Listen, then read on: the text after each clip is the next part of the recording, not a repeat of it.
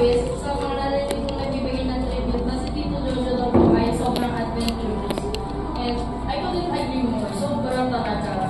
Naalala ko po, nakarating ako ng bahay-hay dahil sa kanya. At yung mga ibang lugar pa po ako napuntahan na hindi ko na naaalala. Saka ayaw niya po sa amin. Ganun talaga siya kung saan-saan niya po siya magpunta.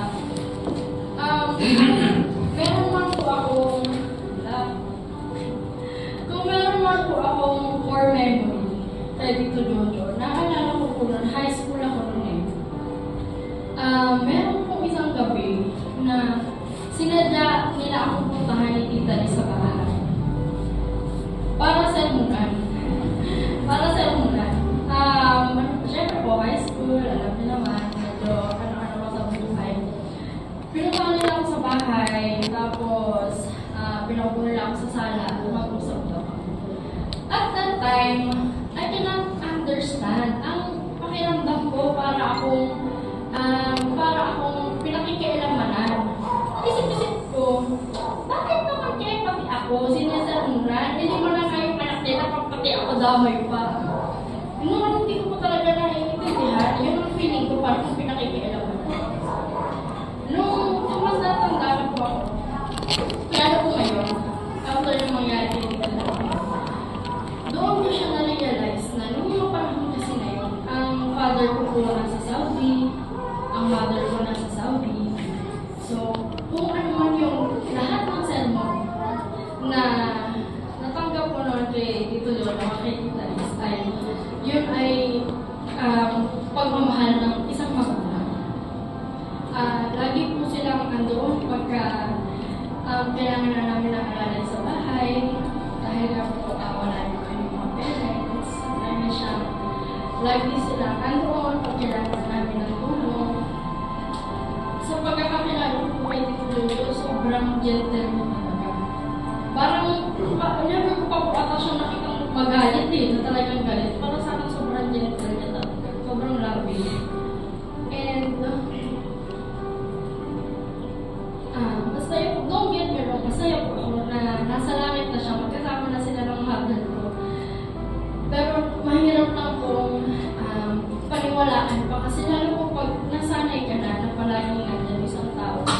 Dati po, pagka naglalakad ako sa tapat ng bahay nila, bukas yung bintana nila, nakikita ko si Tito Jojo nagkakape sa lamesa kasi kita po yung loob ng bahay nila, nagkakape sa lamesa. Lagi niya sabi sa akin, "Honey, sabi ka, ano saan?" Lagi po siyang gano'n. Or pag pupunta ko sa kanila, abot ako sila kumain, "Ano ka, ano saan?" Yun lang, nakakapanibago lang. Pero, yun nga po, sabi nga sa Bible, all things work together for good. Lahat po talaga ng bagay ay may dahilan. At hindi man po natin maintindihan sa ngayon kung bakit. Dahil hindi po maintindihan. Pero, malalaman na lang po natin yung pag natin tayo sa heaven. Kaya, alam ko naman hindi na ako nadidirigin dito doon. Pero gusto ko lang po magpasalamat sa pagmamahal. Hindi lang po bilang isang pamangkin, kundi parang bilang isang anak. Yun lang po. Okay. Amen. Ngayon po, mamaya po ulit yung mga tributes. Magpatuloy po tayo sa pinaka-importanteng parte ng ating service, which is the sharing of the Word of God. And mag-share po para sa atin ngayon ay isa sa mga matagal ng kilala ni tatay and naging connection dahil sa asawa ni tatay, si nanay, na biyanan ni Tito Percy. And tawagin ko po, without further ado, si Pastor Eddie.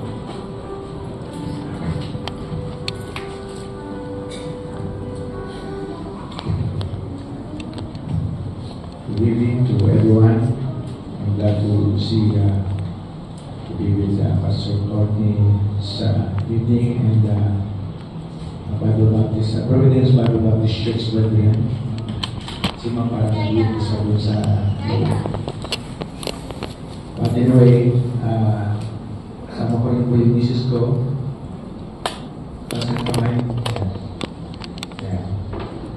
In behalf of our family, the Lacros family, we'd like to extend our sympathy to Jesus Sumo and Abian family for this comforting time. Mabigat po ang mamatayan. Kami din po ay January 2 when our daughter untimely passed away. Tulis lang ay ito na po. Si Padre Jojo po ay tulad ng marami na pong nasabi, ang kanyang legacy ay napakaganda. Especially sa kanyang outreaches.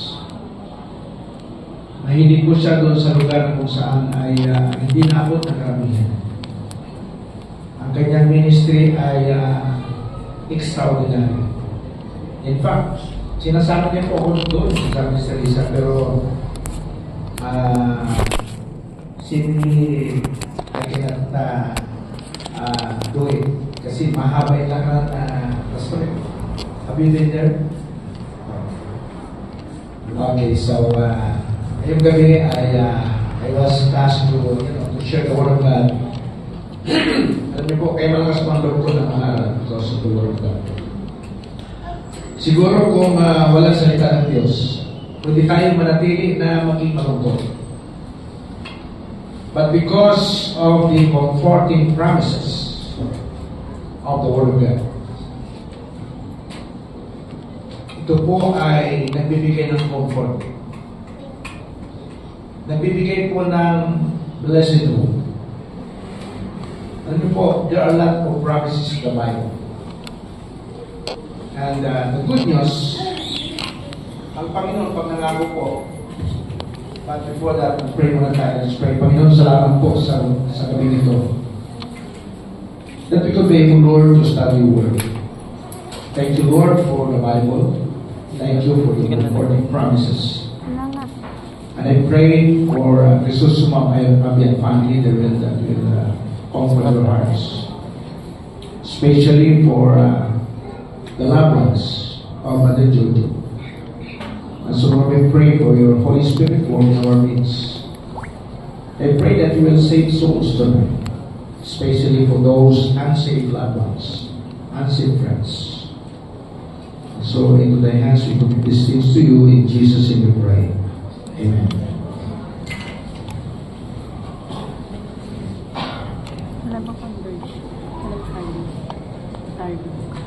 The Bible says in 2 Corinthians chapter 1 verse 20, for all the promises of God in Him are yea and amen unto the glory of God. Alam niyo po, lahat ng pangako ng Panginoon ay totoo. Wala po siyang pangako na hindi totoo. In Titus chapter 1 verse 2, in hope of eternal life which cannot lie, promised before the world began. Kaya nga, mayroon tinatawag na comforting promises of God about physical death and after physical death. The Bible says in Hebrews 19:7, as it is appointed unto men once to die, but after this, judgment. Nakatakda po sa lahat ng tao na mamatay na minsan. Wala po yung simple dyan. It is an appointed time. The Bible says, and it is appointed unto men. Ang tanong, nakahanda ka na ba pag-aling dumating sa iyo? Ang kamatayan po, hindi dapat pinakatakutan, dapat ito pinagandaan. Ano po ba yung kamatayan? Physical death is the separation of the soul from the body. Because man is a tripartite being, body. Ito nakita natin, katawan ni Mother Jojo, na ginamit niya for, ganito na si Mother Jojo, 55 years ginamit po ni Mother Jojo ang katawan nito. So, body, soul, ano yung kaluluwa? Soul is composed of our 5 senses. Yan po yung nakakarinig, nakakita, may pangamoy, may panlasa, may pakiramdam, including our intellect, our emotion, and our will. And the Bible says soul is eternal being. What do you mean that? Ang kaluluwa po ay magpapatuloy ko ng kanyang existence. kahit pagkatapos ng kamatayan. Hindi po nagtatapos ang buhay sa kamatayan. Physical death is only the separation of the soul from the body. Kaya ang kaluluwa na may pupuntahan po yan. And the spirit that gives us God's consciousness, soul and spirit are separate, but they are inseparable. So, when Brother Jojo died, kailan siya namatay? January 27. Sabi sa Bible, to be absent from the body, the Bible says in 1 Corinthians chapter 5 verse 8, what the Bible says? The Bible says, we are confident, I say, and willing rather to be absent from the body and to be present with the Lord. Nung si Brother Jojo po ay namatay, ang kanyang kaluluwa, diretso kagad yan sa piling ng Panginoon. That's why Brother Jojo now is in the presence of the Lord. Where? In heaven. 100%. That's why death to a child of God is to be present with the Lord. Amen? Amen. So, unahin ko muna itong comforting promises. Dalawa po ito. Number one, the comforting promises of God after death for those who experience personal salvation with the Lord. Kung ngayong gabi, hindi mo patiyak kung saan patutungo ang iyong kaluluwa pag ikaw namatay, ikaw po ay nanganganin na mapuntang impyerno. That's why tonight, you need to make sure that you will decide for yourself, especially for the loved ones of Brother Jojo. You know, death is an entrance of going to heaven. The Bible says to be absent from the body is very Lord. Kaya na, pag hindi namatay isang tao, hindi pupunta sa langit. Or, we're waiting for the rapture. Ito pong sinasabi ko ngayon, ito po ay comforting promises sa mga mahal sa buhay ni Brother Jojo. Lahat ng nagmamahal sa Kanya. And not only that, death is also a promotion. The Bible says, for me to live is Christ, and to die is gain. Brother Jojo was promoted January 27. Kaya nga pag promoted ka na, hindi mo na problemahin yung problema dito. Sino ang problema nun? Yung maiwan.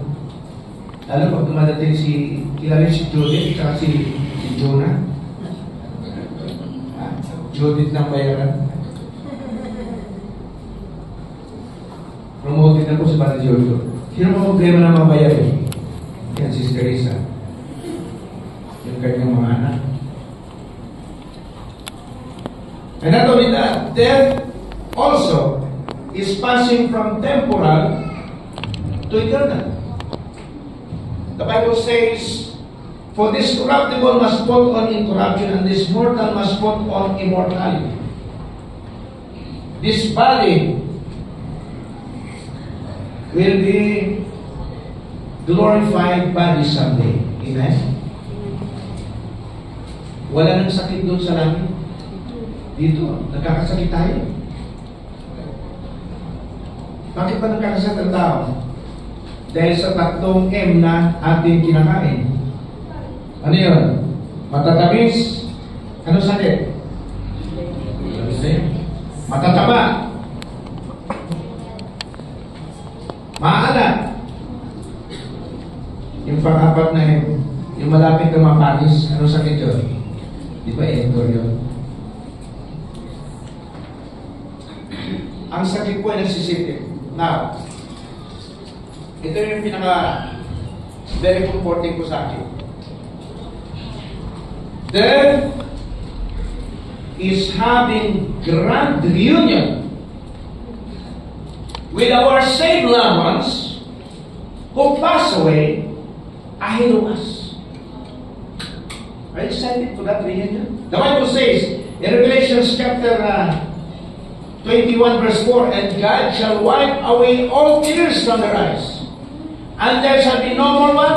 No more death, no more separation from God, and no more separation from our saved loved ones who pass away ahead of us. Teresa, this is just a temporary separation. Someday, you'll be seeing again, Mother Jude. Sa inyong, ilan yung anak nyo? 5, ano? 5 lang po. 5. Ang nanay po si Kevin. Asan si Kevin?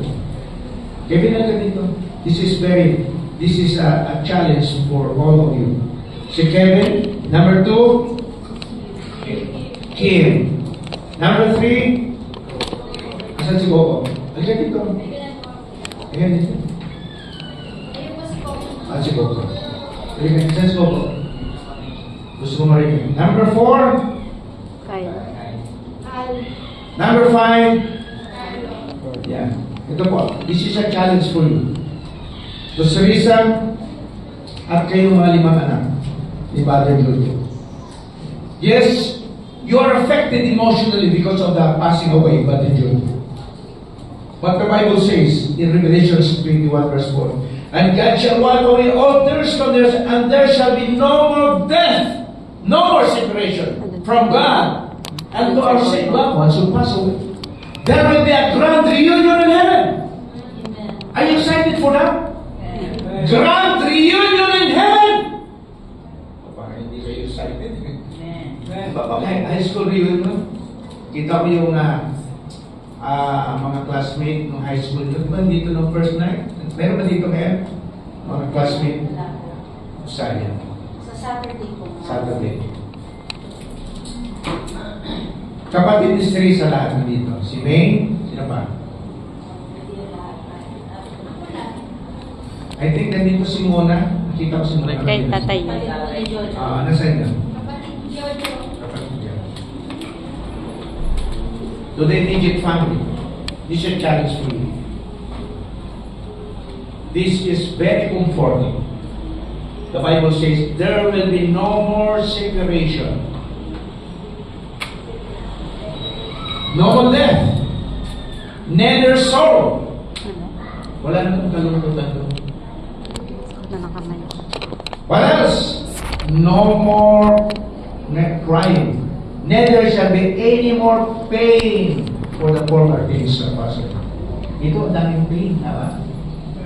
Pag may sakit tayo, physical pain. Alam niyo, kung nagkakita tayo, talaga, yung nagsisipin ng ating mga sakit. Physical pain. Pag nabibigo, emotional pain. Pag maraming bayarin, wallet pain. Meron ba kayo? Wallet pain. But in heaven, there will be no more pain. Amen? Amen. No more sorrow. Yung naranasan po ni Padre Jojo, nakaranas po siya ng hospital. I've experienced that when our daughter Rachel is in the emergency. I can feel what she feels. Oh my. Ang dinding pain. Sa mundo ito, ang daming pain. But in heaven, no more pain. No more sorrow. And much more, no more separation from our saved loved ones who pass away ahead of us. There will be a grand reunion. You'll be seeing your Father once again. Amen. That's why this is just a temporary separation. Kaya the-challenge tonight. Kung hindi ka ligtas, if you are not saved tonight, if you are not 100% sure of going to heaven, you will not see again Brother Jojo. You know why? Because he is in heaven and you will be going to heaven. Forever and ever. Temporarily in hell and finally in the lake of fire someday. That will be thrown in the lake of fire, both body and soul to the lake of fire. That's why tonight, This is very discomforting. Itong funeral service po, primarily po ito, number one, to give comfort to the bereaved family. But secondly, the main purpose of funeral service for those unsaved loved ones of Crisostomo and Abian family, unsaved friends, na kayo po ay makaranas ng kaligtasan. Amen. You need to make sure tonight na pagkatapos ng preaching na to, you need to make a decision. In order for you to be saved, your faith should be qualified. At mamaya-maya po, ilalata ko in 5 minutes at tapusin ko po ito. Kaya mga kapatid, ibigan, hindi po ito aksidente na nandito ka. God can use this funeral service para ikaw ay maligtas. Para makita mo muli si Padre Giorgio someday, because he is coming here. You need to make sure 100% that you also experience the saving grace of the Lord Jesus Christ tonight. 3 qualifications in order for you to be saved. Number 1, you need to recognize that you and me, all of us, are sinners before God. The Bible says, Romans 3:20, for all have sinned and come short of the glory of God. Kasalanan po ang dahilan kung bakit ang tao ay hindi makapunta sa langit. Kung hindi makapunta sa langit, ang tao saan siya pupunta? Walang iba. Alam niyo po ba? Ang lahat ng tao ay nakatakda na mapunta ng impyerno. Why? Because of our inherited nature of sin. The Bible says, for all have sinned and come short of the glory of God. Kaya nga, walang dapat gawin ng tao para punta sa impyerno. All of us are bound to go to hell because of our inherited nature of sin. From Adam and Eve. Kinikilala mo ngayong gabi na ikaw at ako ay makasalanan? Nasa kamay. You recognize that all of us are sinners before God. Aminin, umamin. Amen. Thank you for being honest. Alam niyo po, hell is a real place of torment. Alam niyo kung gaano malayo ang impyerno? The Bible says hell can be found in the midst, in the center of the earth. Na nandun yung apoy na hindi namamatay at uod na hindi namamatay. You can just imagine. Alam niyo po, ang kaluluwa ng tao yung katulad po ng kahoy, na pag sinunog po ang kahoy, yung anumang bagay, anumang mangyari, magiging apo. Ang kaluluwa po ay eternal. Kaya niyo po ito. I have a light like that. I don't smoke. This is not a registration. Hindi ito natin kailangan. Subukan ko pong sunugin itong aking daliri.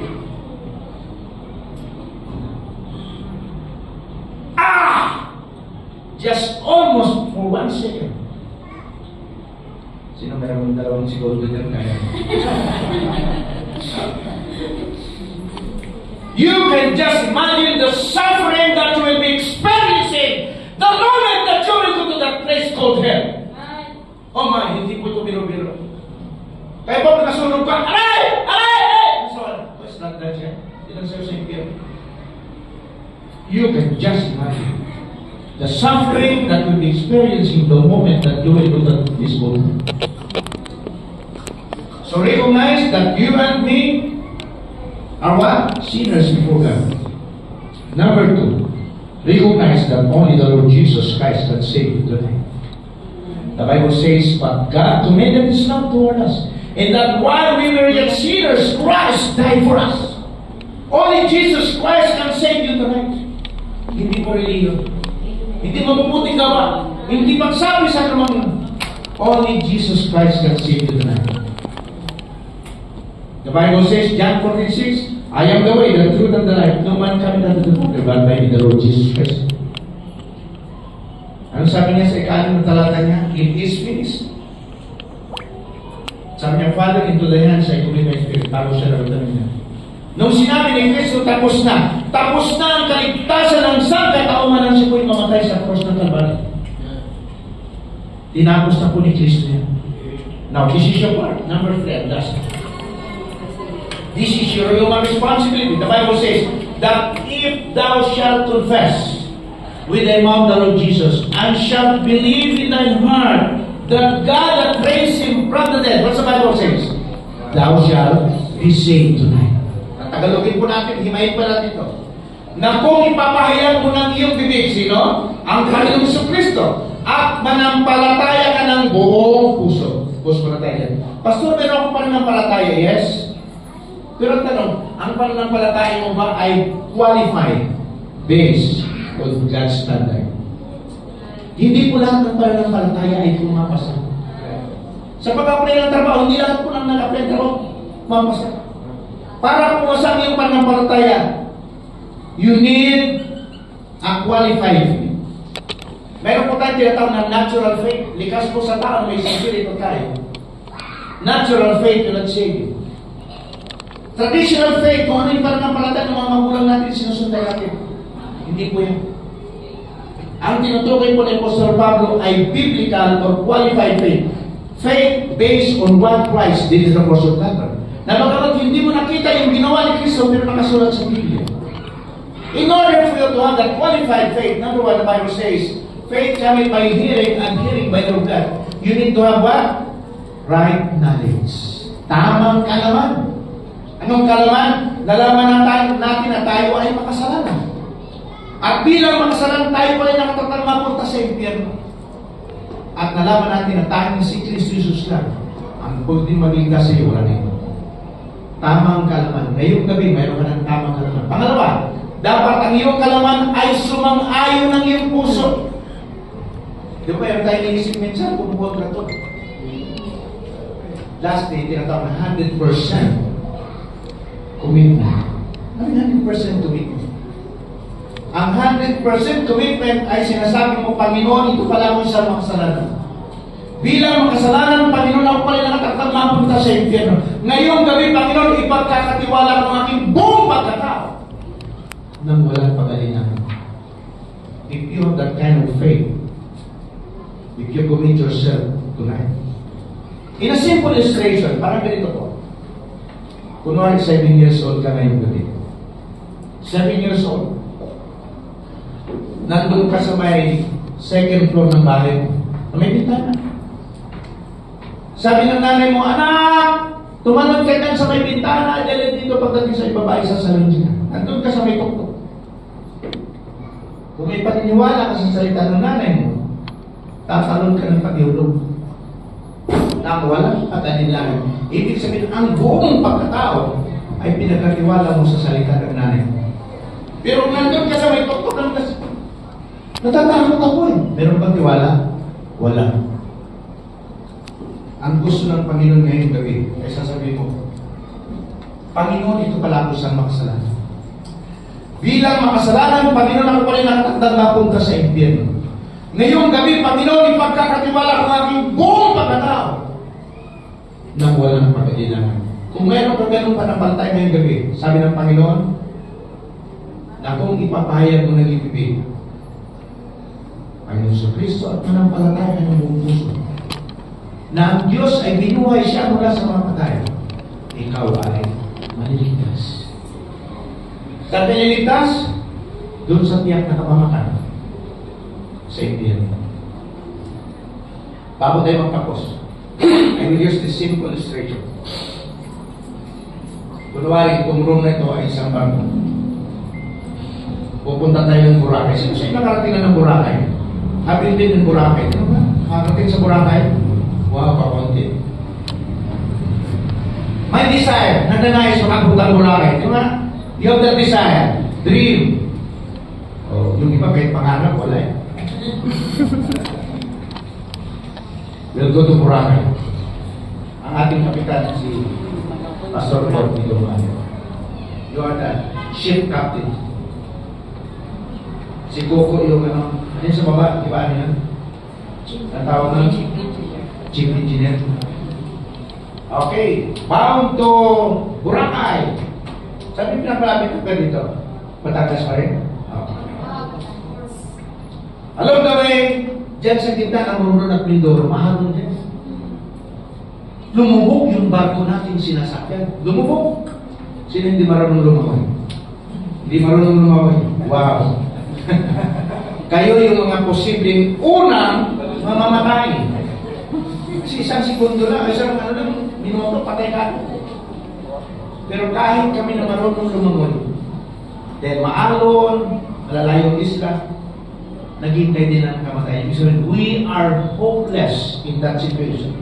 Naghintay ng kamatayan. Ngunit sa kabilang naghintay tayo ng ating kamatayan, mayroon tayong narinig na nagundong ng helicopter. Sound effect helicopter.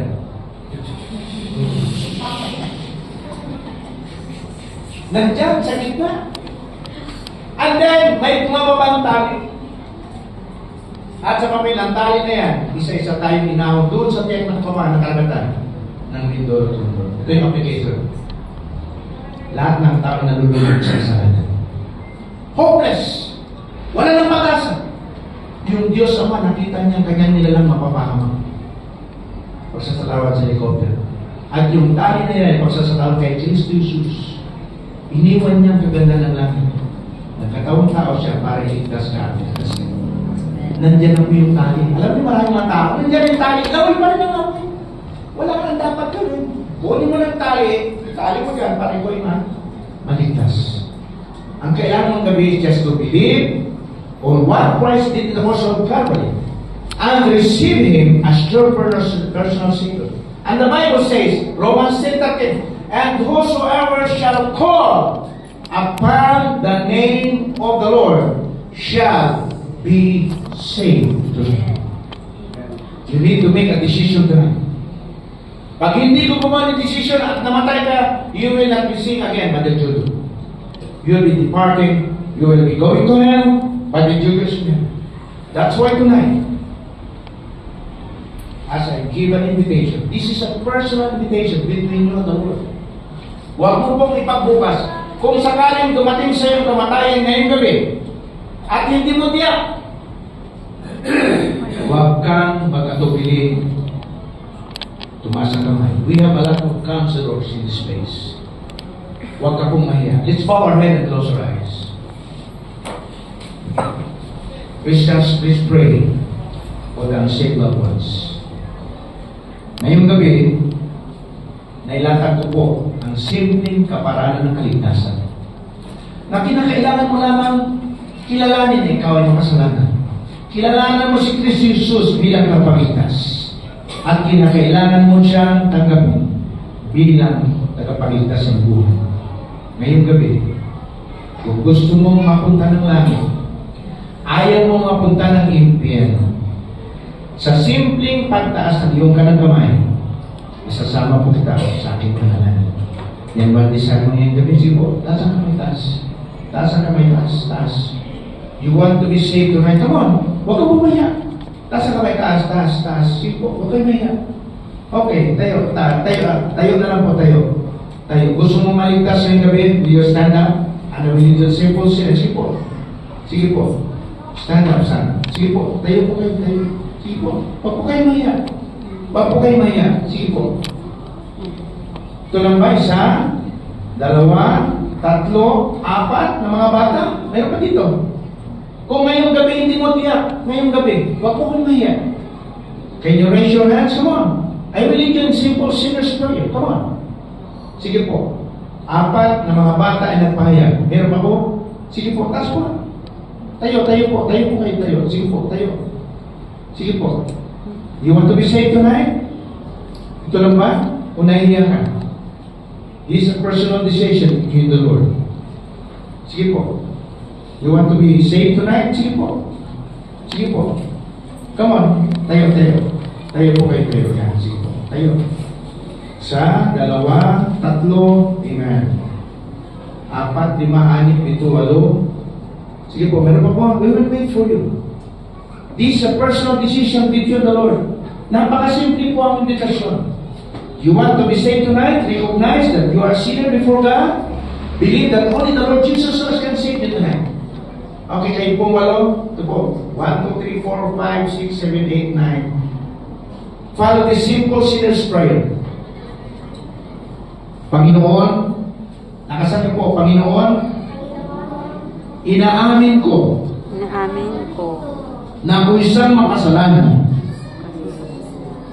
Bilang makasalanan, ako'y nakatakda na mapahamak doon sa impyerno. Ngunit salamat, Panginoon Hesus, sa ginawa mo sa krus ng Kalbaryo, na ikaw ay namatay, inilibing, at muling nabuhay para sa aking kasalanan. Ngayong gabi, binubuksan ko po ang aking puso. Panginoon Hesus, pumasok ka sa puso ko dahil tinatanggap kita bilang Panginoon at tagapagligtas ng aking buhay. Marami pong salamat sa pangako mo na buhay na walang hanggan mula ngayon at magpakailanman. Sa pangalan ng Panginoon Hesus, ito'y aking dalangin. Amen. Amen. Okay, thank you. Sige, upo na muna tayo. Before I will end my preaching, ito po, doon po sa mga siya na tumanggap. This is a very, very important decision in your life. Ito po, yung pagtanggap niyo sa Panginoon, isang decision niya.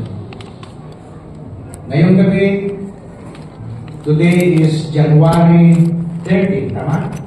2025. Sino po ang tinanggap niyo? Panginoong sa Kristo. Tinanggap siya bilang tagapagligtas. Saan kayo niligtas? Doon sa tiyak ng pamakan sa impyerno. Ayon sa kanyang pangako dito, sa Bible, saan ang patutuwang kalaro natin pag namatay? Doon na sa? Saan? Langit. Saan? Parang hindi yata pinaniniwala eh. Saan tayo pupunta? Doon na sa? Si Brother Jojo, nasa na ngayon? Langit. Magkikita tayo uli. Ito maganda. Pag nagbigay ang Panginoon na eternal life, ano yung eternal life? Buhay na walang hanggan. Ano yung buhay na walang hanggan? Eternal life. Ano ba talaga eternal life? Hindi na yung eternal life? Sabi ng buhay na walang hanggan. Ano nga yung buhay na walang hanggan? Eternal life. Ito yun. When you talk about eternal life, means, tandaan nyo ito, Christians, eternal life means union with God forever. Tagalog, makakapiling mo na ang Diyos habang buhay. Once na tinanggap mo si Kristo, mayroon ka ng eternal life. Ibig sabihin, pag ikaw namatay, you will be with God forever. Amen? Ito maganda. Illustration ko ito. Itong tao, si Adan sa si Eva, ito tayo. Itong kasalanan, itong Diyos.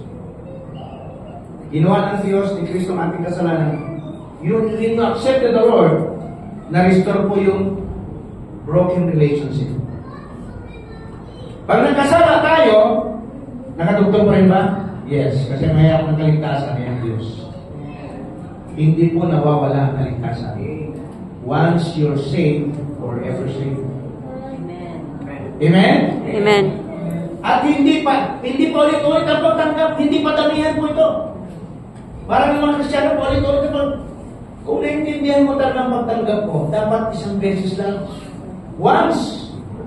Yung iba, ulit-ulit, hindi ito pa damihan. Pag tayo nagkakasala, humingi tayo ng sorry, babalik yung broken fellowship. Kaya nawawala lang po fellowship, not the relationship. Malinaw? John chapter 10 verse 28, the Bible says, and I give unto them what? Eternal life. Kaya binigay yan? Ngayong gabi, sa inyong siyam. Itong mga batang ito, intindihan niyo ba yung pagtanggap nyo? Yun. Sino tinanggap nyo? Kailan yung tinanggap? January 30, 2025. Sino tinanggap nyo? Si Kristo. Pastor, ang kulit mo naman. Talagang makulit ako magturo. Ulit-ulit. Ano binigay sa inyo? Buhay na Walang hanggan. Pag nagkasala tayo, tamatay sa tayo pupunta? Sa langit pa din. Amen? Amen. So ito na po. Ngayong gabi, I hope that 100% of our attendance tonight, are you sure of going to heaven? Taas ang kamay. You are sure of going to heaven when you die. Taas ang kamay, taas. Iwag kayo. Brother Jojo, now is in heaven. We will be seeing again Brother Jojo someday. Amen? Amen. Teresa, with your 5 children, lahat ng nasa buhay ng Crisostomo family and Abel family, this is just a temporary separation. Yes, we are emotionally affected because we are emotional beings. But the Bible says to be absent from the body is to be present in the world. For me to live is Christ and to die is gain. Amen? So once again, congratulations for those who profess to receive the Lord. Thank you so much po, Pastor Edson. And ngayon po, bilang pagpapatuloy ng ating service, tayo po ay mag-pray at tayo po ay mag-continue sa magkaroon po ulit tayo ng isang song, then continue po tayo sa patingin ng tingin. And let's pray first. So let's all stand up please and close our eyes, bow our heads, at tayo po ay mag-pray. At ngayon po, maaaring po tawagin po natin isa din sa mga pastor na kaibigan ni Tatay, si Pastor Rod Nabot of those us in our closing prayer class. Sa ating lahat. So let's pray together and Father, thank you for the words that was preached, this message of salvation. Oh God, that this message will truly impact everyone's heart, especially those people that hindi pa po nakakatiyak ng buhay na walang tayo. Oh, we love to see them in heaven. We love to see each other in heaven. Oh God, we please, Father, George, his legacy, not only in the valley, but in the mountains, oh God, of our love, in some valleys. His love standing in my family. So Diyos, mga God, hindi mawawala ng mga pagbuwan ng Diyos. Whether despite ang accusing o Diyos, advokasya na totoo pang ng Diyos na may bunga na mga kalwa, mga buhay pang ng Diyos na hindi pinapahalagahan, minsan ng pamahalaan, minsan ng mga kapwa namin tao, pero pinahalagan mo o Diyos sa pagkakuhan ng Brother Jojo at may Panginoon. Thank you for putting a great heart sa kanya, not just in the valleys but in the mountains. Oh God, yung mga o Diyos na hindi pa nakakilala ng daan sa mga kilusin gawain ng Brother Jojo, kapusin niyo ang kanyang mga buhay. Maging ang mga tao hindi pa nakakilala sa iyo bilang Diyos o iyong Panginoon. Ang mga mensahe mo ng iyong kaligtasan, ng iyong sakripisyo sa Kristo ng Kalbaryo ay bumukaw sa kanilang mag-isip at sa kanilang na sila ay kinakailangan maligtas. Kinakailangan sila makakilala sa iyo ang Diyos Panginoon. May naghihintay na kapahagi ng Diyos. Oh, you want to sing the Lord. You love them so much. You love us all so much. Thank you, God, for the family of God. So, Jojo, Brother Jojo, he is our missionary now. Diyos na nag-aating mo his pastor. Thank you for promoting him. For the family of this pastor. For reading him. Thank you, God, for his relatives that are here. For society, Teresa, society, Brother Jojo. Even on Diyos ng mga lives and lives going on. Sa ito, thank you, God.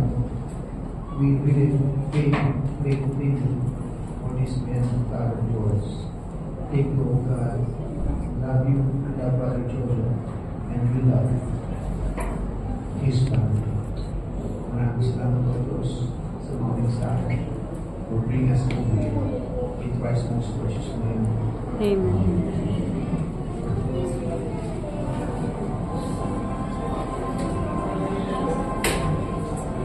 And ngayon po, tayo po ay manatili nakatayo.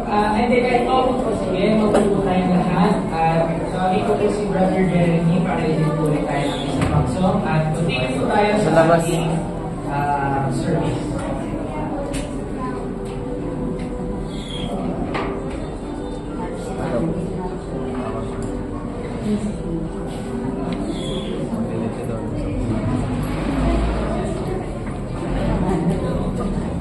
Na-stress ka lang sa live. Sige po, tayo po tayong lahat. Let's sing Sweet By and By.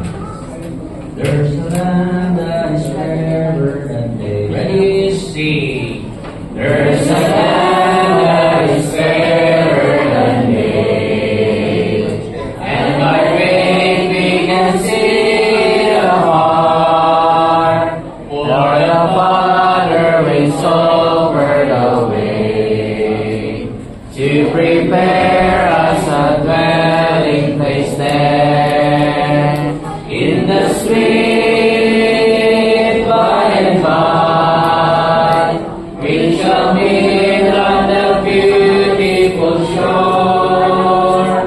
In the sweet by and by, we shall meet on the beautiful shore. We shall sing on the beautiful shore.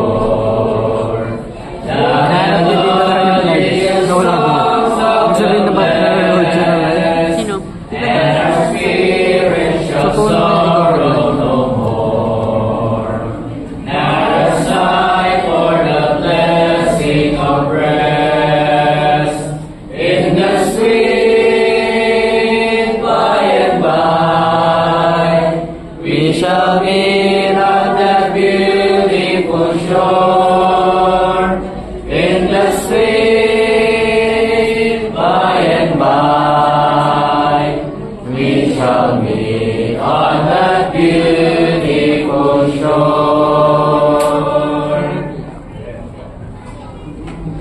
Pwede na po tayo magsipo at para po sa pagbigay ng tribute at mag-share ng mga influence ni tatay sa kanilang mga buhay. May mga pastor po tayo na dumating galing pa sa bundok, sa Sambales at Bataan. At tawagin po natin ang isa sa mga close friends na pastor ni tatay at dear talaga sila sa isa't isa. May call on first, Pastor Lubayata.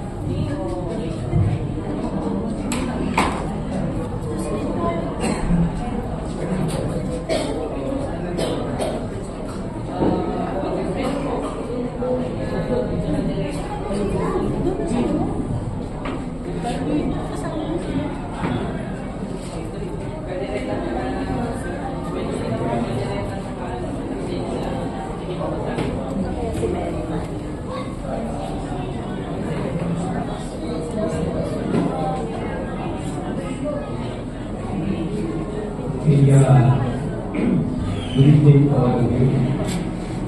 First of all, we'd like to thank God for our family.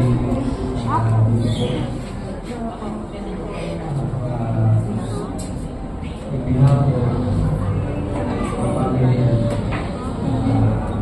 church in Sambales po. Ito po ay ikiramay sa buong pamilya po ni Sister Lisa family po. Personal po ng mga bata, kapatid, kaya po po namin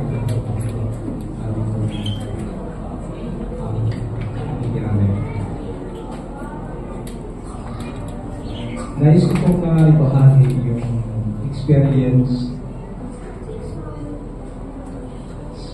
sa amin po sa buhay Brother Julio. Actually po ay nag-start ko to dahil po sa kanyang vision that God gave to his heart para abutin po ang mga manggagawa po doon sa mountains, sa Batugulan, sa province of Zambales po. At yung po mga kaibigan namin sa mga pastors ng Mandaluyong, sabi niya meron kami ano doon, kabad, sabi niya si Pastor June at nakita po tayo ni Pastor Arnold sa Pastor Herodin sabi niya. At sabi niya, punta mo yun para magulungan ka. At ako po ay may lahi din pong ay tapo. At hindi na nga lang po pure. Kasi may lahi yung ulang ko na Ilocano. So, parang Italiano na po. So, I praise the Lord kasi po sila po mag-asawa talaga ay ano po nila kasi malayo pa from Cavite. Nagkaroon po sila ng burden doon po sa mga kaluluwa po, doon sa kabundukan. At napakahirap po kasi ang kanilang pastor ay nakarating po doon, napunta po ng Vacation Bible School doon po sa kabundukan. At kasama ko nga po ang team ng church po. Sila Brother Joe, kasama kayo yung pastor. At doon po kami nakikita-kita, no? At actually po, sila po ay pumunta sa aming church kasama sa Pastor Wilman. At yun doon na po yung aming sama-sama para abutin ang mga kaluluwa po. Nagbibiro nga si Pastor Wilman kasi yung first time mo namin pagkakyat pa na doon sa bundok, lahar, tapos dami mo mga ilog na kakawin. Ako yung first time ko, ako ay taga doon, hindi ko napapasayan yung mga lugar na yun. Kasi yung father ko, kasi nung pumutok na ako, naikuman yung Mount yung pumutukan ng Mount Pinapurte. Pumutok na ako yun. Hindi ko na napasayan yung lugar na yun. Kaya sa pamagitan po ni Brother Jojo, nakapunta ako sa aking mga loved ones. Kaya ako nagpapasalamat po sa buhay ni Brother Jojo kasi talagang ginamit po siya ng Panginoon, nakaka-challenge sa kanyang dedication kasi sacrifice yung pangpunta niya ako sa Zambales, sila mag-asawa. Talagang saan kami natutulog. Talagang nakita namin, sabi nga ni Pastor, ano mayroon dito? Ay, hindi ko alam kung yung isang pastor.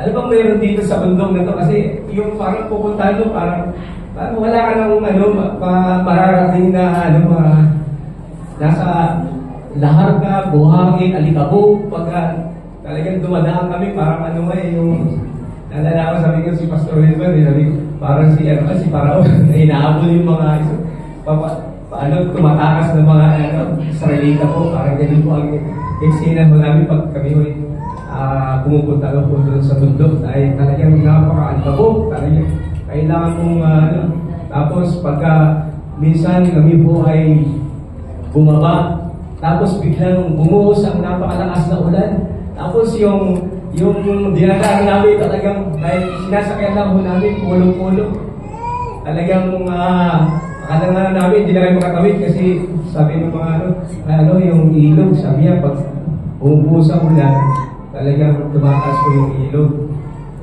Sabi ni Pastor Wilman, maganda yan. Bakit hindi na makauwi na nag-ligo? Nagbibiron pa po kami doon sa ang dami yung namin experience po sa hindi ko po makwento lahat. Pero I really thank God kasi nabit ko po kasi Brother Jojo na talagang yung kanyang pag-ibig sa Panginoon at saka yung mga kaluluwa ko doon sa yung mga kalahin ko doon sa mundo ay hindi ko matawaran kasi yung kanya hindi lang po inabot yung mga nanay, yung mga tribo doon, pati yung mga bata. Kaya marami siyang iniisip na mga medical, yung mga mabigyan ng CR, mabigyan ng maayos na ang dami niyang mga na mga talagang pag nakikita ko yung mga tao, may nakakawa ng CR, tapos may puso na papakukuha ng malinis sa tubig kasi so yun po mga yung patulungan, mabigyan ng para kasi ang makabasa ng Bible, may mga medical na talagang mga naging nakasama niya po sa Lions Club at sila po ay nakapunta doon para magbigay ng hindi lang spiritually pero yung pong pinaka-layunin niya po talaga yung mga kaluluwa maabot ma-reach po yung mga kaluluwa at alam ko po na sabi nga ng Bible mayroon po tayo mga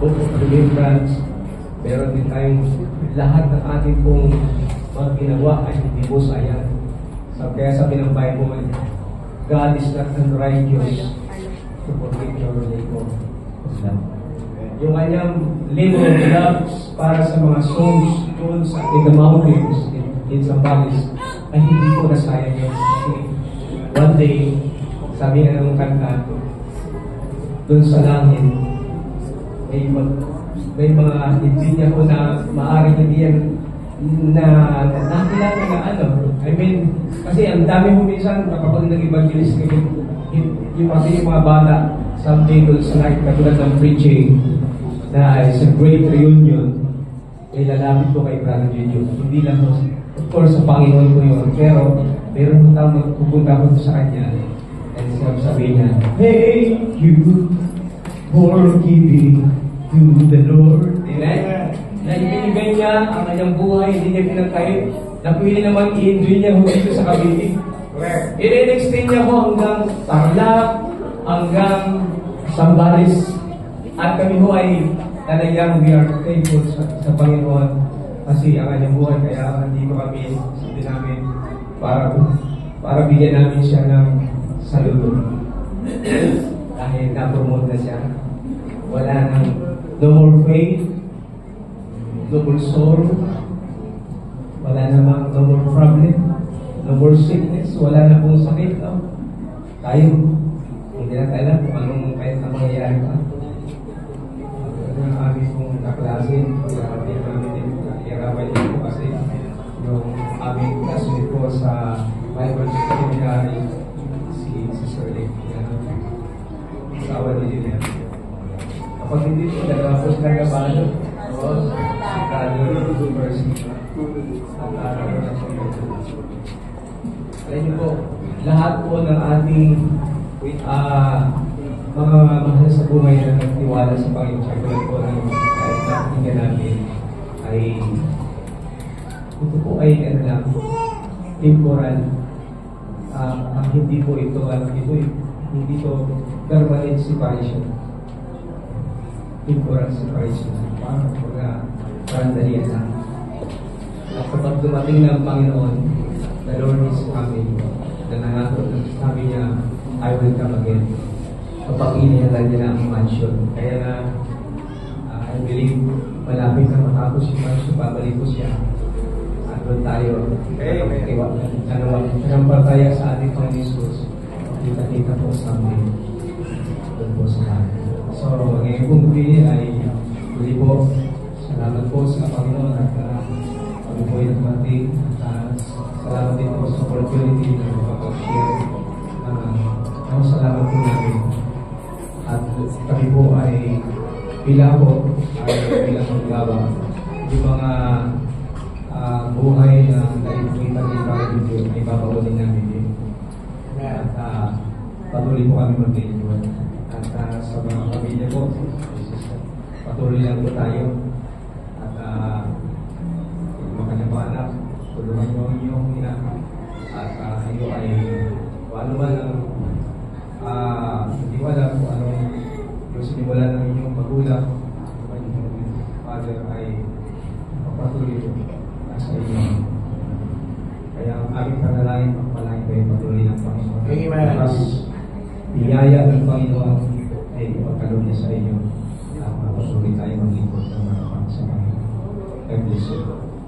Amen.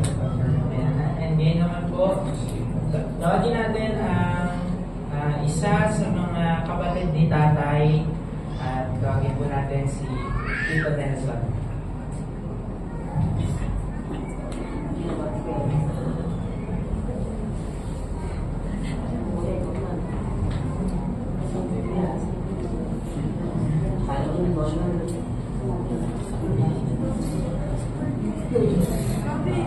Sabi ko, ako si kapatid na Nelson of yan. Brother ko ito. Salamat kay kapatid kasi una, nung bata talagang si kapatid, very generous saka siguro kung hindi sa kanya, baka wala na ako dito eh. Dahil nung bata kami, mahilig kami magmasyari. Siguro twice, nalulunod ako sa pool. Tinahon ako ni kapatid. Salamat sa Diyos. May granted siya. And then, secondly, si kapatid, ano ko rin ito eh, boss ko siya. Sa ako naging boss, pinag-drive ako niyan. At nakita ko sa kanya, simula, yung tinayo niya yung, kahit parang wala pero nakikita mo yung simula niya yung transport business. Talagang wala kami sasakyan. Basta pull out lang, meron lang sa driver. Isa ako sa mga driver ni kapatid. Kukuha kami ng kusa niya ako. Yan. Hindi ko makalimutan sa kanya. Ako na. Sikreto yung talent dito sa kanya. Talagang nagalit siya sa Risa. Laging sobra. Siguro sa libro nila, hanggang doon, pero kay kapatid. Sobra yun.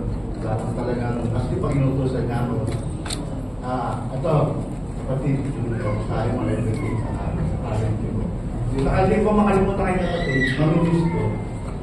Mahilig kami yan. Yung babae,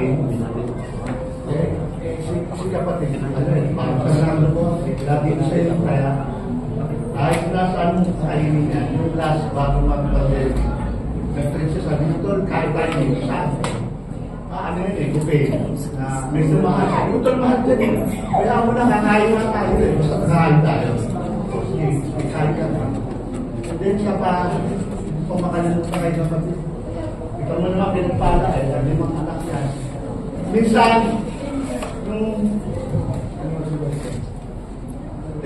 sabi ko, parang hindi naman si Ate Ray sa'yo. Kasi ano yun eh, may pinuntahan kami. Basta sama ka tol, bis ka. May dala kami bulaklak at chocolate. Nung na, pala hindi si Ate Ray sa'yo. Sabi, bakit gano'n? Baka, pero nung ayan na nga. Sila talaga kasi, nung high school pa, childhood sweetheart sila eh. Nung high school pa. Kaya, sila pa rin. Kaya, kasi nung pinagpang kami, sabi ko, parang hindi naman si Ate Ray sa'yo. Hindi ako nagtatanong. Sila nagsabi, ito talaga hindi si Ray sa'yo. Sabi ko, medyo matangkad yun. Ano yun? Pero salamat ko sa Diyos. Yan o, si Ate Ray sa'yo. Kaya mga pamangkin ko. Kumbaga ba? At saka hindi ko makakalimutan yan. Kahit ganyan yan. Lagi natawag yan eh. Mamimiss ko yan. Saka biruin ko ba, hindi pa uso yung tikas eh. Papadala na ko yan. Binibiro lang naman ako to. Wala na. Mamimiss ko yun. Kumbaga ba, salamat ko sa Diyos. Sa kaya isa pa, yan tinapin pala tayo. Salamat sa Diyos. Sabi ko, kapatid. Alam ko din yung ba't tayo dyan kasi ibang na pero salamat kasi natutuwa ako sa kanya, nakita ko yan. Yung ganyang mission, nung ano pa yan, siguro nagsisimula pa ng talagang tama kayo si kapatid adventure sa gusto niya yan. Kaya natutuwa ako. Wala mo sa narating niya yung mga gano'n yun. So, pinuntahan niya yan. Yan sa Parlakban niya, sa Sambales. Kaya hindi ko makakalimutan kay kapatid. Kumbaga ba, tol, namimiss ko yung yung isa, maglalambing ako na tol, wala nang ganito eh. Saka mamimiss ko yung pag inutusan niya ako, wala na ako extra racket. Tol, punta ka dito. Punta ka sa gano'n. Makautusan yan. Yun. Yun ang may gusto sa kanya. Talaga si kapatid Jenny siya saka ano yan mapagbigay.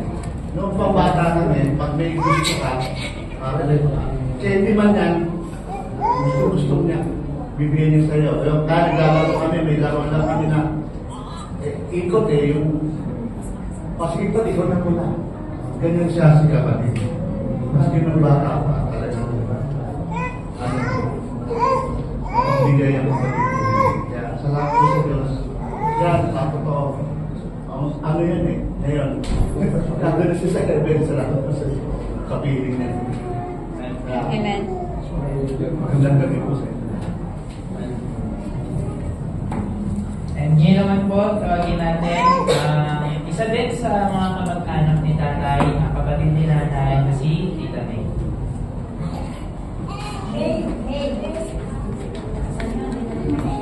Tita May. Tita May. Nahiya mo kasi natin yung tita.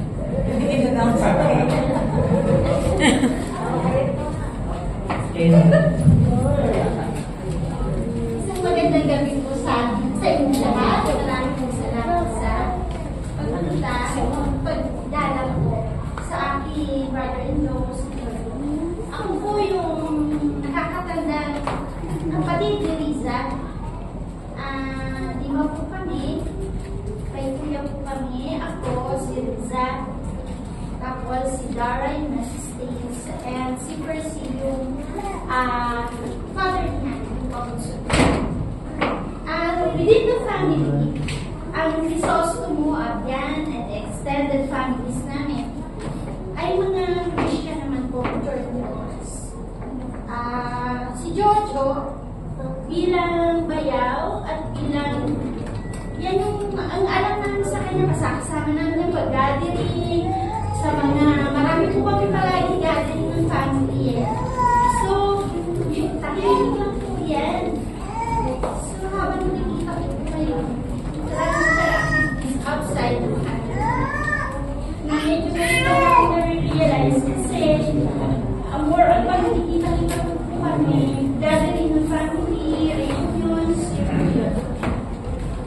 So, for the first time, nasasabi ko sa sarili ko po, proud ako kay Jojo. Kasi, ang dami na ng kanyang parang achievements pagdating sa kanyang vision that we don't know. Kasi napaka-tahimik po niyan eh. Pagdating po sa pamilya, yan po yung tahimik. Man of few words po yan. Kaya, I can see na nakikita ko yung achievements niya and wow, ang dami pala. Minsan niya pag-ahayo sila, pag pinatubo, o hindi naman na kung ano yung mga ipocontribute ng family, pagkatapos nagyayaya, pero siyempre mga physical kami, at saka ang layo, hindi namin mabigyan ng panahon.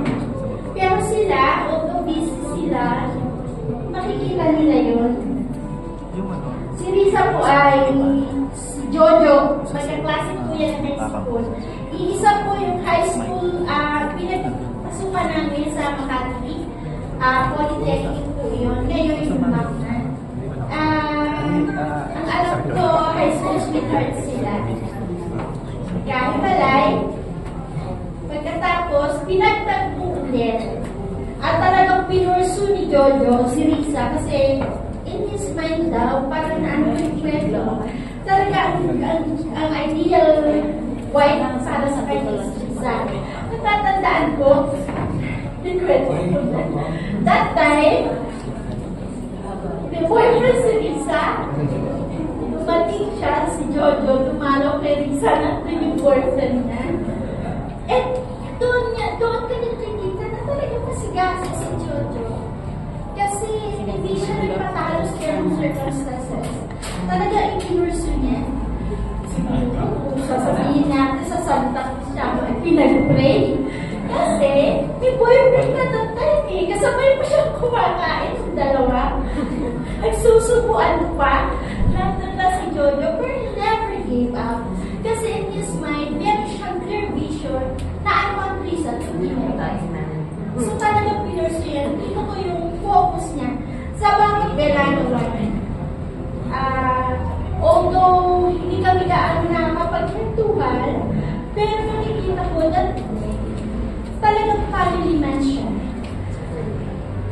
Inilagay niya sa tama ang kanyang mga anak, and he loved his wife so dearly, na nakikita namin na talaga ano yan eh, si Pera. Talagang kung nasa isa natin isa. Sa mga outing sila limit, parang mga gano'n. Alam ko, nakayanin naman ni Lisa. Kasi pag nag-outing kami din, wala na siya kasama. Pero, what we always say is, Georgia is in a better place. Hindi kami kailangan malungkot sa kanya. Nakakalungkot na mamimiss na yung mga mahal namin sa buhay na wala na sa amin. The family gatherings that we have, na talagang palagi namin sinaselebrate year Pasko or Bagong Taon, or kung may mga uling na family gathering sa ibang bansa, talagang we see to it na we gather. So,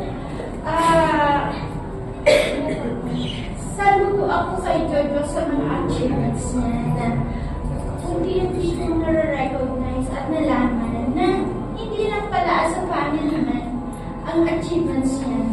At ang pinakamaganda doon is ang dami na achieve pagdating sa spiritual na aspeto ng buhay. Thankful ako sa kanya as well as Riza na pinalaki nila ng tama ang kanilang mga anak. And ituloy ko ano man yung natapos ni Jojo at yung mga future plans as well as patuloy na maglingkod at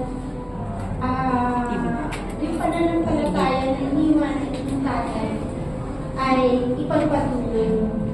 So yun lang po, as a brother ko talagang ano yan eh, few words na yan, hindi lang. So hindi mo makikita na hihirapan ng message kasi sa picture na palagi na lang nakalimutan. So, kala namin kaya ko sige. Pag 2 year na to, pag hindi kami happy New Year eh. Kasi January 1 yung nakuha ako sa sister-in-law. Hindi pa po natatapos sa January sa mga si Jojo. Yung pong aking live credit sa gusto. Yung bago sa taon ko live credit sa opisina, upos na po, January pala. Dahil sa mga pangyayari sa aking pamilya, na hindi talaga maaasahan, hindi kami sumuporta. So, nandito lang kami sa mga anak. Always support you guys. Nandito lang kami. Patuloy na magmamahal at susuporta sa kung ano man yung gusto nyo pag-achieve. At the same time, for Jojo, not to worry. Kasi nandito lang kami sa baba. Jo,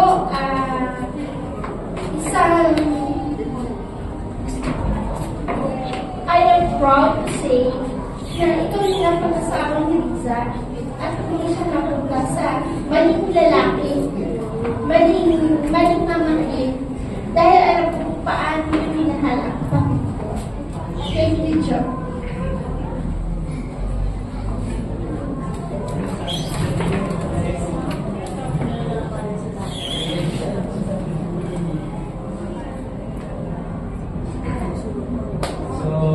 Kunin ko na po itong pagkakataon na to para makapagsalita. Iisip ko nga pa paano pa ako magtatawag na yung pagkakita sa pagkasalita. So, nakaschedule po kami si Carlo kahapon, ngayon, si Papa bukas, si Ate Kim sa Sabado, and si Ate sa Linggo. Lima kami magkakapatid, ako po yung paklapat. At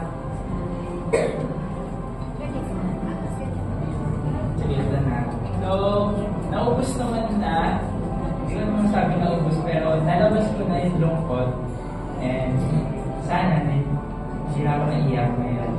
Tignan natin. So, simulan ko po, pakilala po ako po pala si Kyle. Ako po yung pang-apat na anak ni tatay. Pinanganak noong 2002. nabanggit ko yung kanina kasi kung ilang taon si tatay, 33 yata si tatay yung pinanganak. Ako rin. So, ang gusto kong i-share is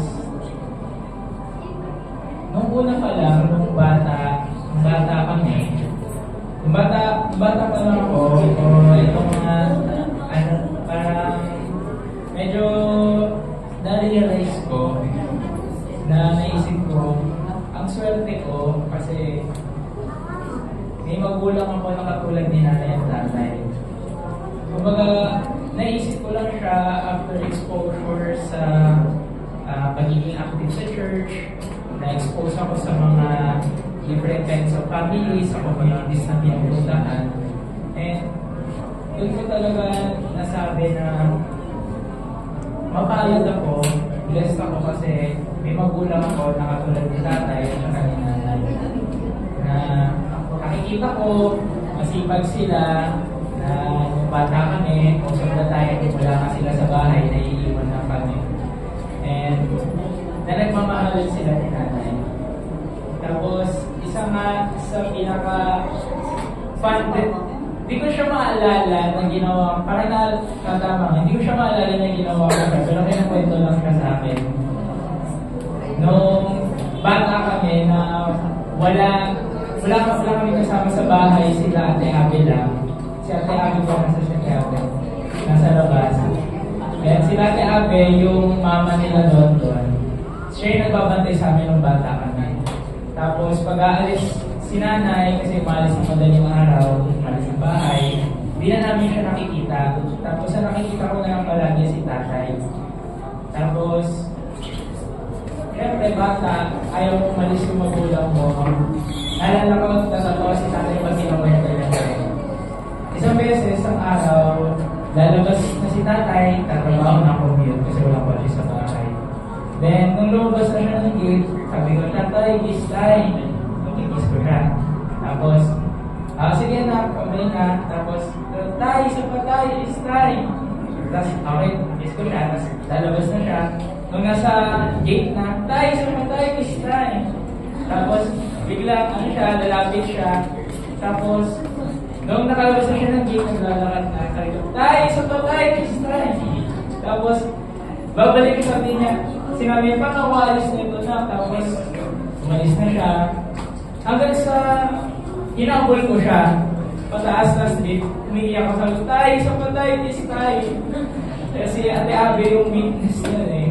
Hindi ko nila pero kahit sa tayo pag niya, natatawa siya. Ano daw ako, tinigilan niya ako, tawa siya ng tawa. Pero tay, isa pa tayo, kiss tayo, kasi ayoko na tayo.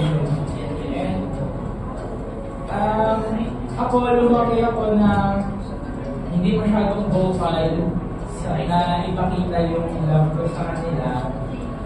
Pero para sa akin, gusto ko siyang gawin sa actions. Kasi naalala ko dati nung nasa Depuego, nasa Depuego. Nasa bahay, natawag ako. Kasi kabisado ko yung number doon eh, 4437948. Ngayon wala na, dati kabisado ko yun. Tatawag ako doon sa site, tapos sasagot si Ate Bess, dating kawan nila nanay, tapos sabihin ko, pwede pa ako usap kay nanay, kay tatay, tapos ibigay sa network. Sabihin ko, ano oras kayo uwi? Then, palagi yun na gano'n na ginagawa, tapos, kasi fan ako sa magulang ko.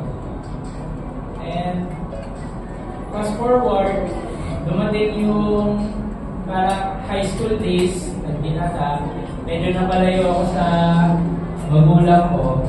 Kaya, ito din isa akong testimony para sa akin. Naging thankful ako sa pandemic.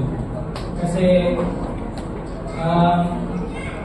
doon ko na-realize nung nakulong kami sa isang bahay kung gaano ka-importante yung family.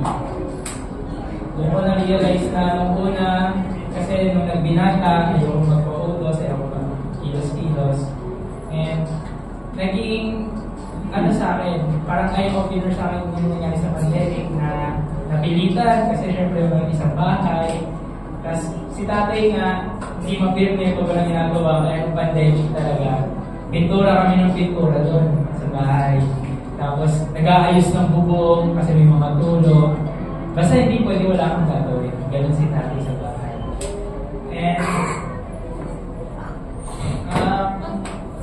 nasanay ako sa bahay, pag may mga kailangan gawin, magtatanong ako, masa ako si tatay, na tatanungin ko, tay, paano ba gawin yung ganito, kunwari sa boss, paano ba gawin ito?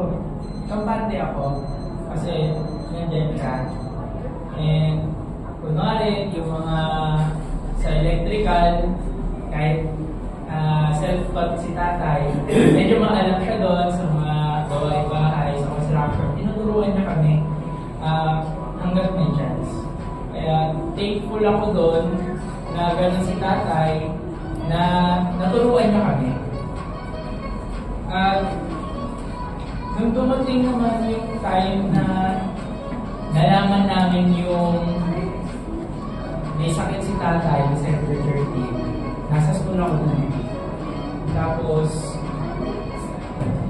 nalaman ko siya, nagkaklase kami, may lumabas na message sa GC. Nung may lumabas na message sa GC, sabi daw, baka CT scan si ng tatay. Tapos, nung nandito ako sa room, may nag-message, sabi ni Ate Kim, call daw kami.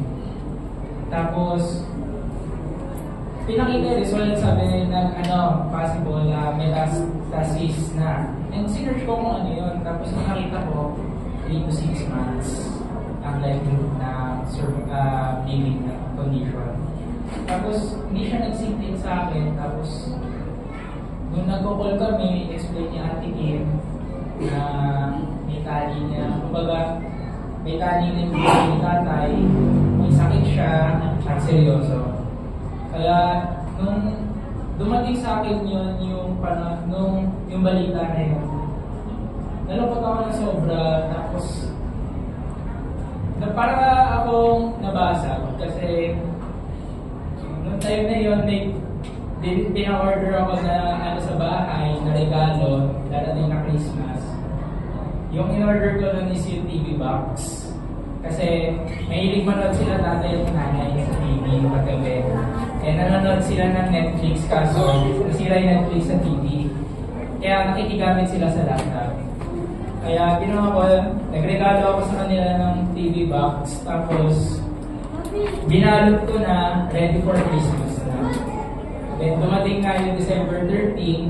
Tapos naisip ko sa sarili ko, paano na lang yun? Bumili nga ako ng regalo para magamit ni tatay. Alam ko siya mas makakagamit niya kaysa kay nanay, pero bakit siya nagkasakit? Ganun yung ako sa isip ko na ang dami pang plano, sana ililibre ko pa sila ililibre ko pa yung magulang ko kapag nagkatrabaho na ako, madami pang plano, nakasama si tatay at saka si nanay.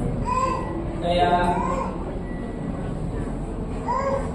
noong time na yun, na talaga, na parang nasira lahat ng plano.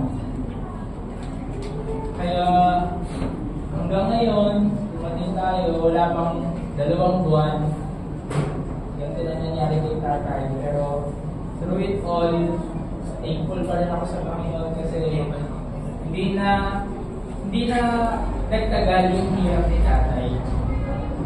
Nahirapan siya, yes, pero hindi na nagtagal.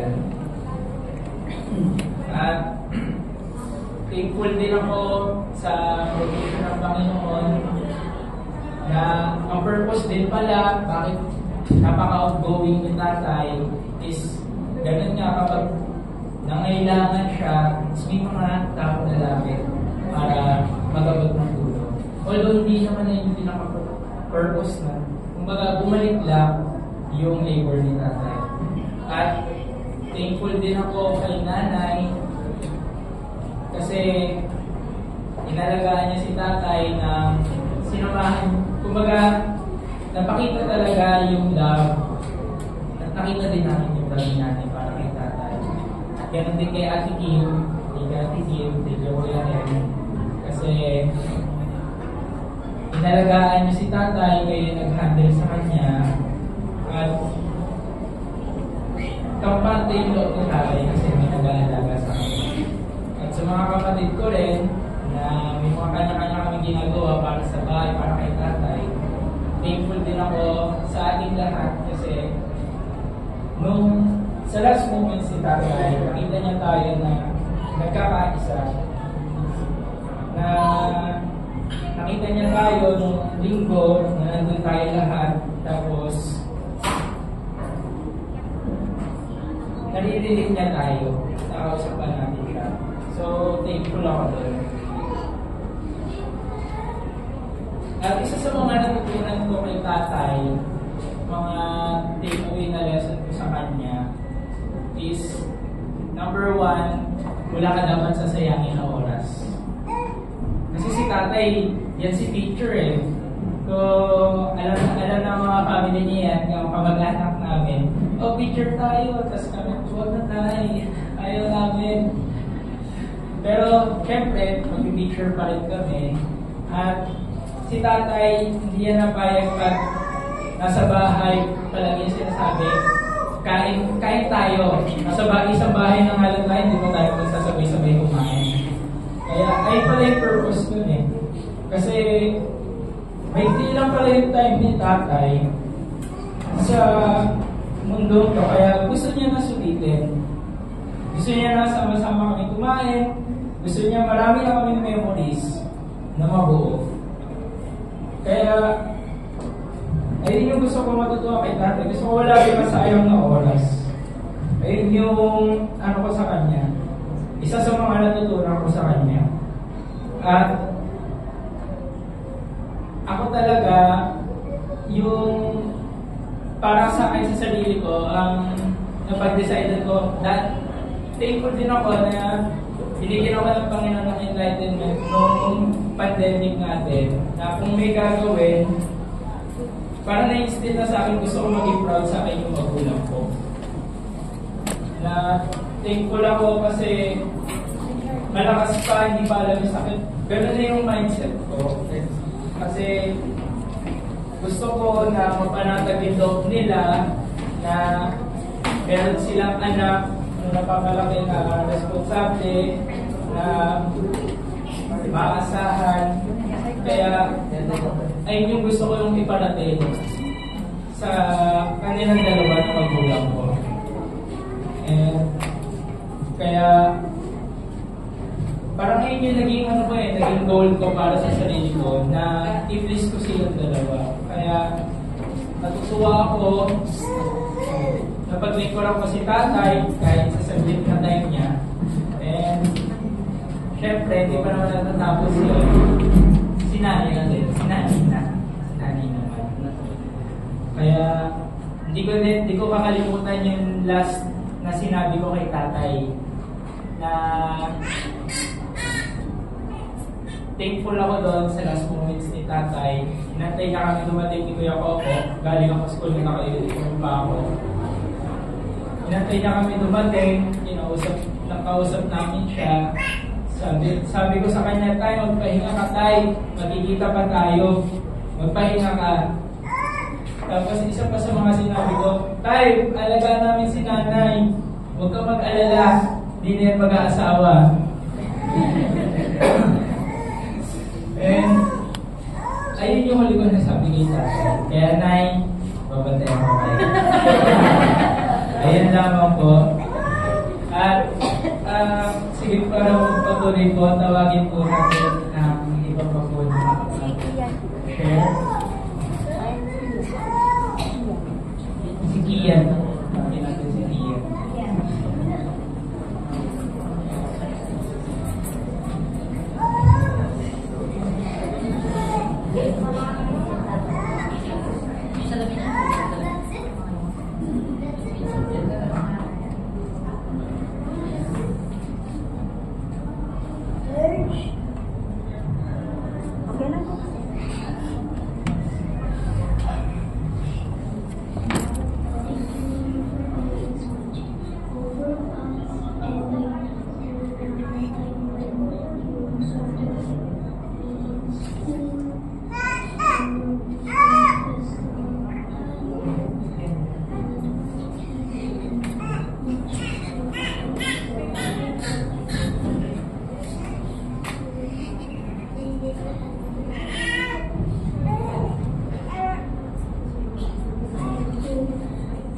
see you soon. And I love you so much.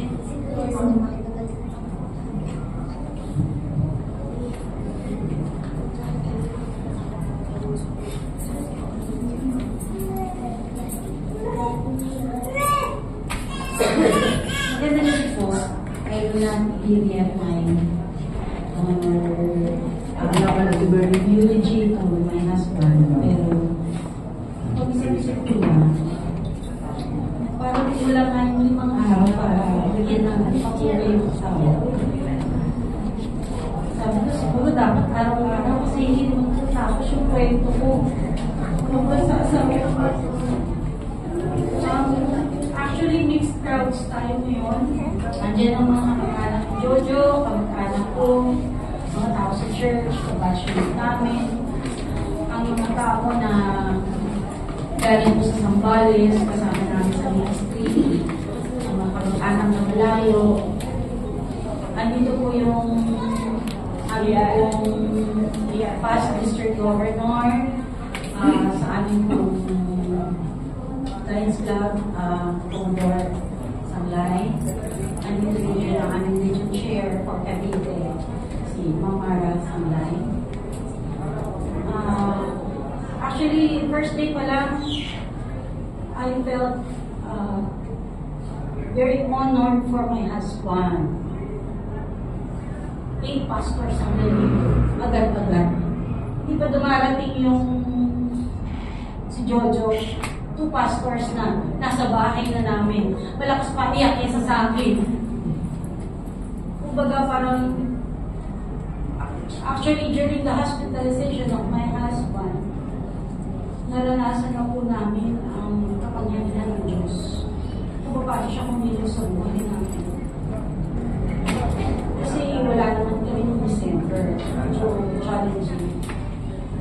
Pero sabi nga ng asawa ko, let God be God. So He provided everything.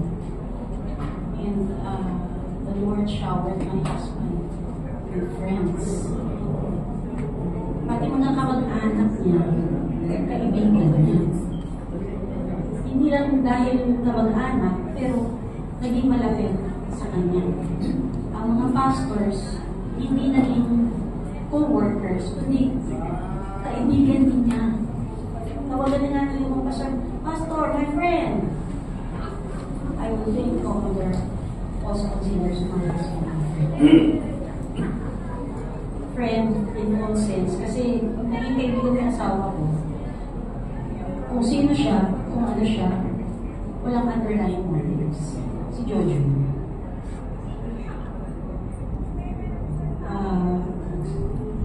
I will miss everything. Pero marami pa akong masasabi. Pero nagpapasalamat ako.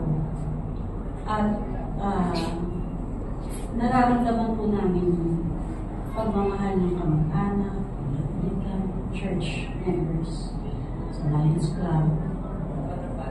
Nararamdaman niyo po yun lahat. So, kung sa mga hindi po makakapunta sa Saturday. Sa Saturday po kasi ang eulogy namin, we have from the Lions Club at 3 to 4, sama po tomorrow. And then 6 is our home church, the Providence Baptist Church. And also at 8, yun yung sa batch natin. Sa batch namin, mukhang maka-manage yung TV namin, ha? Kasi, pero mo high school pictures hanggang sa kakarimon yung presidente din kasi namin si Jojo. Malaki po ang puso ni Jojo. Masaktan man po. Bilis, parang bumiki siya, re-regenerate yung bulto. Tapos lalaki ulit yung puso niya. That's one thing that I envy sa husband ko. Kaya niya yun.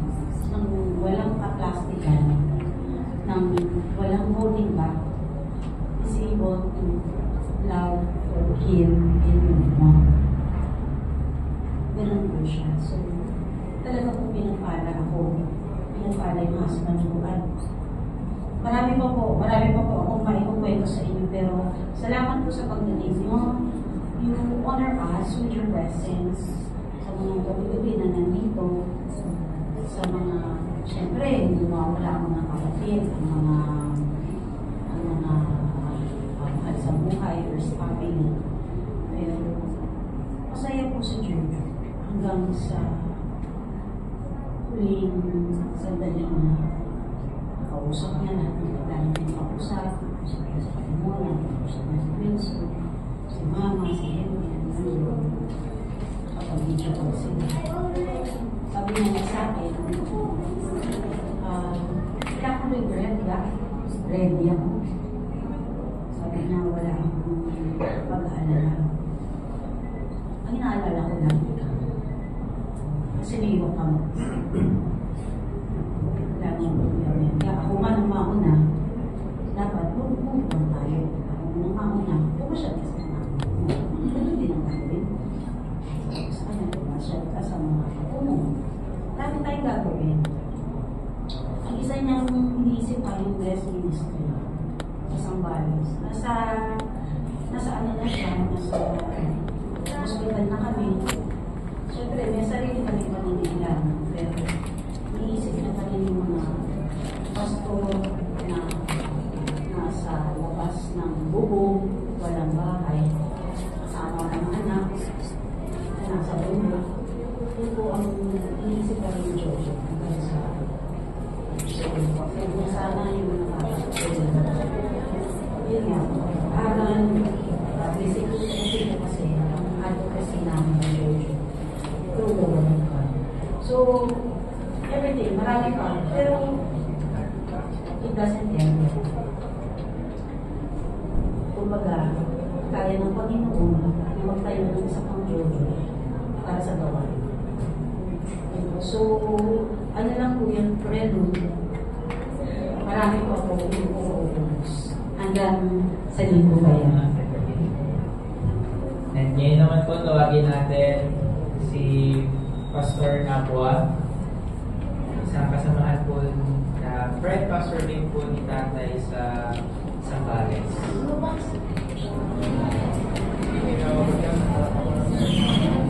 Okay, so balikan na lang po natin si Pastor Napua.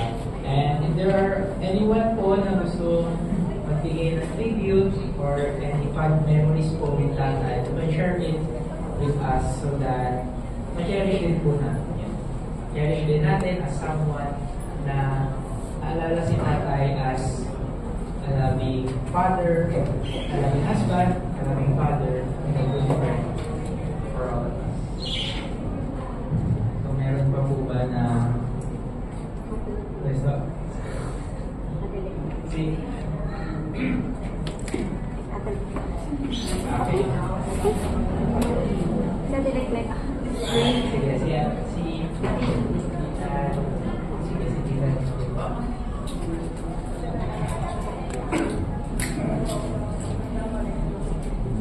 Magandang gabi sa inyo. Ako po ay si Julie, minsan po ni Jojo. Una sa lahat, pasalamat ako kay Lord Jesus Christ.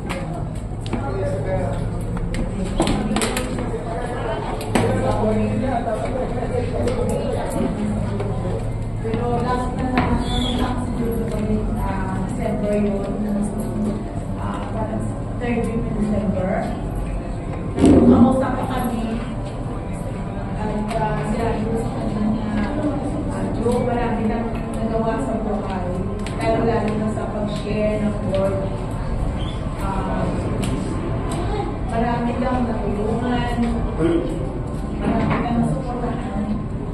Kaya sabi ko naman sa kanya na nakasulat naman sa madaling salita na pag si Lord ay natapos lang po ako sa ating buhay. Kahit ano pa magawin natin hanggang yan. Kaya sabi naman sa akin gusto atin hindi sa akin naman na ready naman ako dahil naging masaya lang ang buhay niya. At sa lahat ng mga pinsan kasi si Jojo ang masasabi ko na mabait na mabait kasi pag nag-spiritual kami sa grupo, tahimik lang ng pag-ibig na siya. And then, wala kang masasabi kasi sa tatlo ng kapatid, si Jojo ang pinakamabait.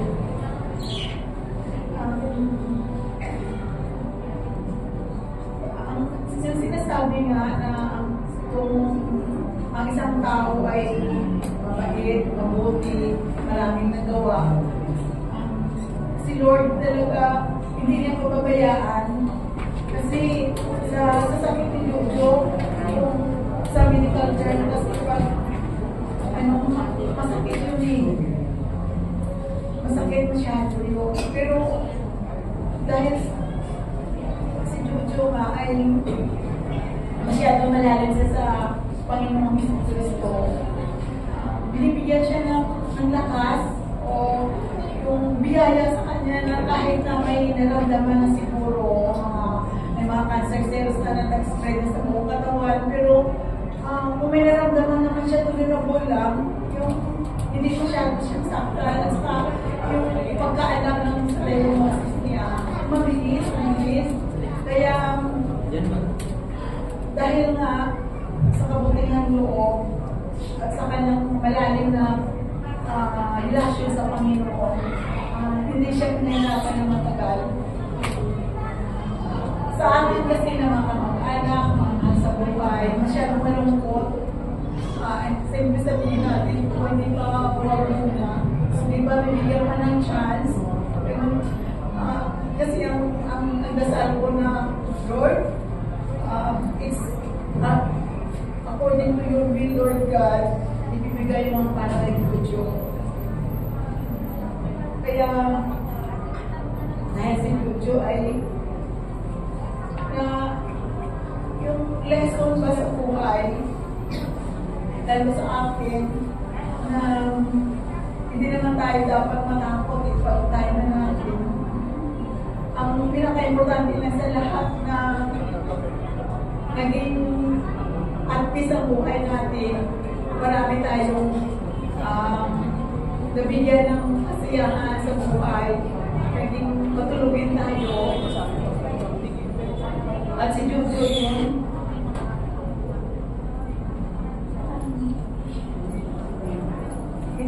kasi ako din nagdasal ko na Jojo, sana magkita pa tayo, magbabanding pa kami, magkaroon pa kami ng reunion ng mga pinsan. Kasi usapan na namin yan itong taon na ito. Pero kahit na wala ka, alam naman namin na nandito ka lang, naging masaya ka. At yung mga pamilya mo, lalo na si Kim, even, nandito na sila lahat. At huwag kang alam mo na hindi ka nag-worry, at least ka na mga time na alam mo na aalis ka na.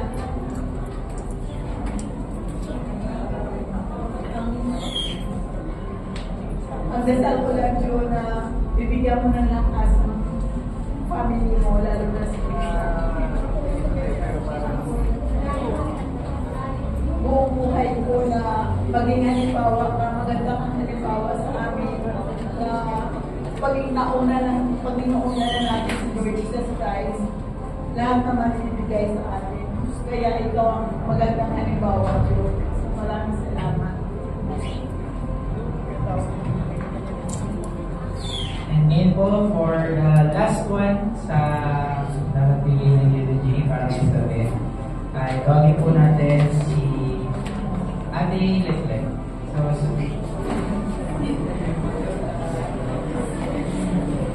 Kasi Ate Letlek po nakasama po namin siya. Matagal niya kami tinulungan sa business nila tatay. Malaking tulong po siya. Siya yung isa sa mga naasahan nila nanay at tatay sa mga business. Hindi naman titingin sa paano.